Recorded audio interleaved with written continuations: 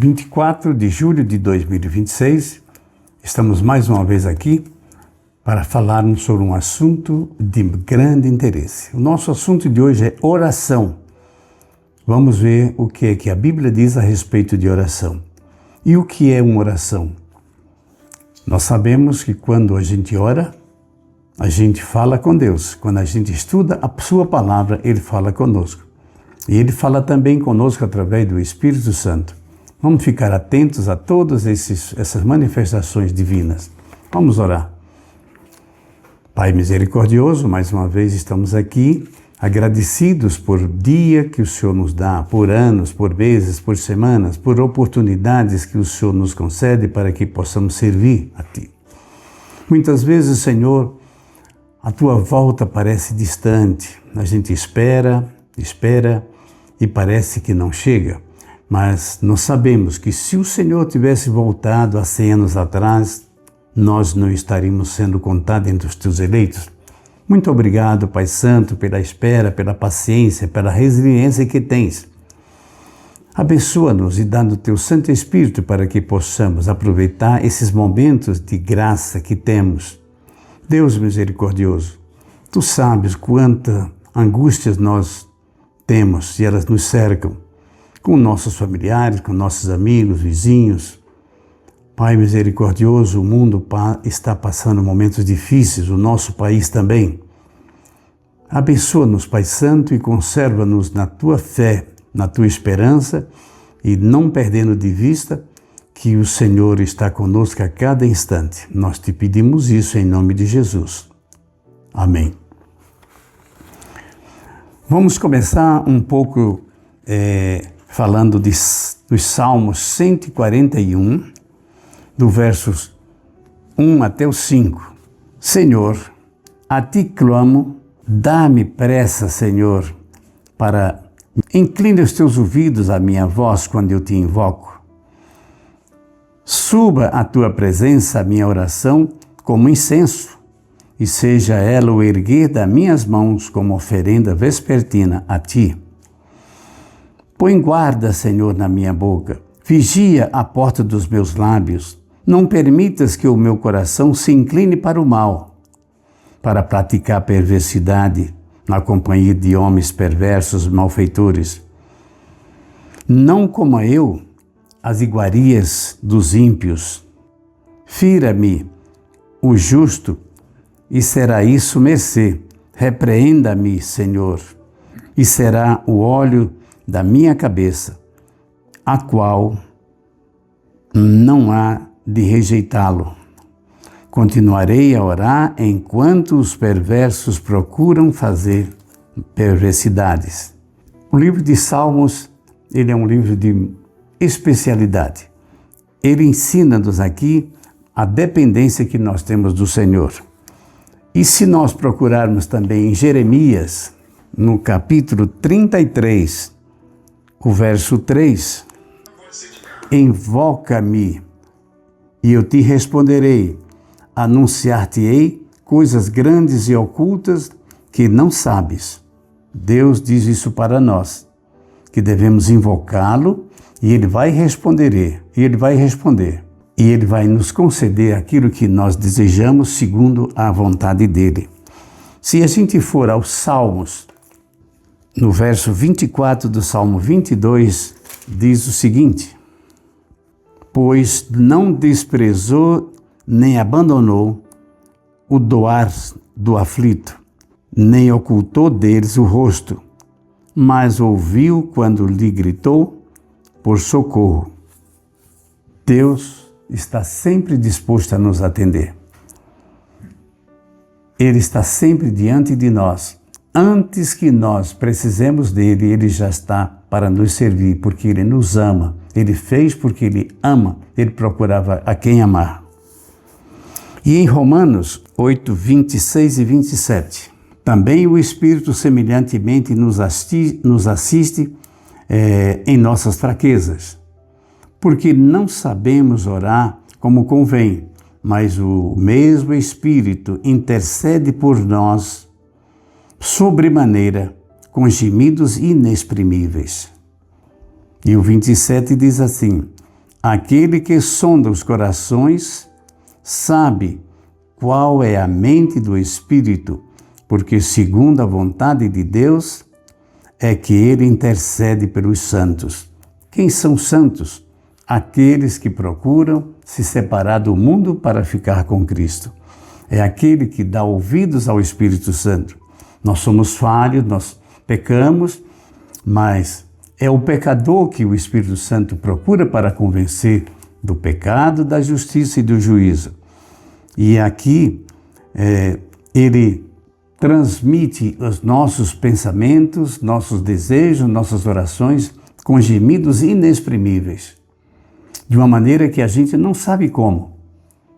Não dá para dizer a ação do Espírito Santo em nosso favor. Amigos, que privilégio nós temos como seres humanos que pecamos, que somos fracos, mas que Deus escolheu entregar-se em nosso lugar para sarar as nossas dores, nossos pecados, as nossas falhas. Podemos confiar inteiramente nesse Espírito Santo que nos assiste.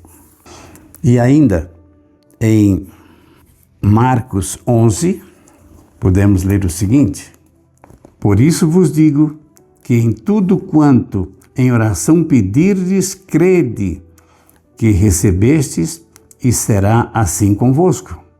E quando estiverdes orando, se tendes alguma coisa contra o teu irmão, contra alguém, perdoa-os, para que o vosso Pai Celestial também possa perdoar as vossas ofensas. Mas se não perdoardes, também o vosso Pai não pode perdoar as vossas ofensas. E o Pai Nosso diz assim: perdoa, Senhor, os meus pecados, as minhas ofensas, assim como eu perdoo as ofensas dos outros.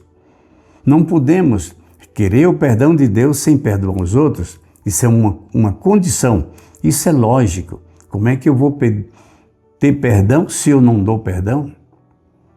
Vamos levar isso a sério. Se alguém tem dificuldade em perdoar, ore a Deus, peça o Espírito Santo para que haja essa conversão. Muito interessante que nós aprendamos estas coisas daquilo que a palavra de Deus nos dá. Vamos então ainda ver Romanos 5, de 1 a 8. Romanos 5, de 1 a 8. Justificados mediante a fé, temos paz em Deus por meio de nosso Senhor Jesus Cristo, por intermédio de quem obtivemos igualmente acesso pela fé e pela graça, na qual estamos firmes, e gloriemo-nos na esperança da glória de Deus. E não somente isso, mas também nos gloriamos nas próprias tribulações, sabendo que a tribulação produz perseverança, e a perseverança é experiência, e a experiência, esperança. Ora, a esperança não confunde, porque o amor de Deus é derramado em nossos corações pelo Espírito Santo que foi dado para nós. Porque Cristo, quando nos ainda era fracos, Ele morreu em nosso lugar, Ele morreu por nós. Dificilmente alguém poderia morrer por um justo, muito menos por alguém que peca, que é pequeno, mas a prova que Deus deu o seu amor, morrendo por nós, quando nós éramos ainda pecadores. E Ele tirou o pecado de nós. E nós somos gratos a Ele por este efeito extraordinário. E se Ele tirou o pecado de nós, por que pecamos? Porque o pecado é tirado de nós se nós aceitarmos e buscarmos este socorro. Nós temos livre-arbítrio de escolher ou o bem ou o mal. Vamos escolher o bem. Vamos escolher e aceitar a pregação que Cristo nos deu, o pecado que Ele tirou de nós, a graça que Ele nos oferece, sem nada em troca. O que devemos fazer é sermos gratos a Ele, fazendo a sua vontade. Isso é fácil de compreender. É difícil de praticar, mas compreender sim. Eu recebo de Deus a graça, o perdão e até o arrependimento, que também é um dom. Mas eu preciso aceitar e colaborar com esse Deus maravilhoso.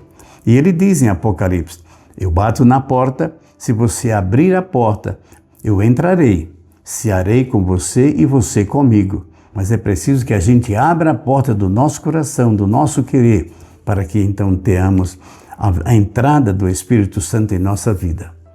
Meus prezados, vamos pedir a Jesus, pedir ao Espírito Santo, que tenhamos esta disposição de fazer este bem, que é aceitar tudo aquilo que Deus faz para nós e pedir perdão cada dia, cada momento, para que continuemos sempre na companhia de Cristo.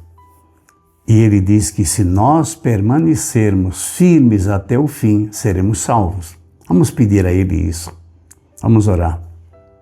Pai, tem compaixão de nós. Tem compaixão, Senhor, dos teus filhos. Sabemos que o mundo está cada dia pior. Está difícil.